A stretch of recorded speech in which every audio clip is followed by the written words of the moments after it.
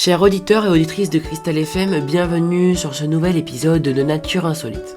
Vous avez déjà sûrement entendu parler de la pollution lumineuse, quelle que soit à l'école, à l'université ou dans des journaux ou émissions de radio. C'est pour cela que je prends le temps de réaliser cet épisode pour peut-être vous faire changer le rythme de ces pollutions à l'avenir. Pour commencer, nous allons parler du propos pollution lumineuse, car sûrement beaucoup d'entre vous en parlent sans savoir ce que cela veut dire.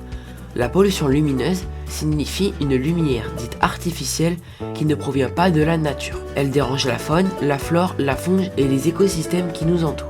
La pollution lumineuse est donc la principale cause des espèces en voie de disparition aujourd'hui. Je vous explique ça juste après. La pollution lumineuse est visible à des kilomètres au-dessus de nos têtes. C'est donc la lumière des villes, lampadaires, enseignes commerciales, bars, parkings éclairés, etc. qui se voient au-dessus de nous. Cette lumière dérange certaines espèces, surtout en parlant des volatiles qui sont perturbés par cela.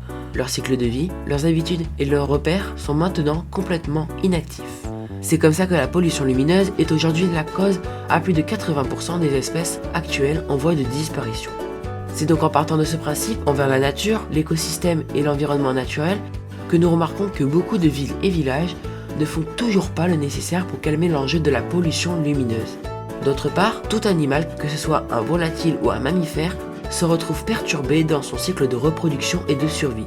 Car oui, certaines espèces profitent de la noirceur de la nuit pour se cacher de leurs prédateurs qui règnent autour d'eux, se nourrir ou encore plein d'autres motifs. C'est pour cela que la plupart des animaux, victimes de la pollution lumineuse, sont devenus agressifs, dangereux, alors qu'habituellement ils ne l'étaient pas. Pour en conclure, la pollution lumineuse impacte la faune nocturne, car elle modifie le développement de la végétation, les ressources et l'habitat naturel de toute espèce vivant sur une zone victime de cette pollution. Je vous remercie d'avoir suivi cet épisode en totalité.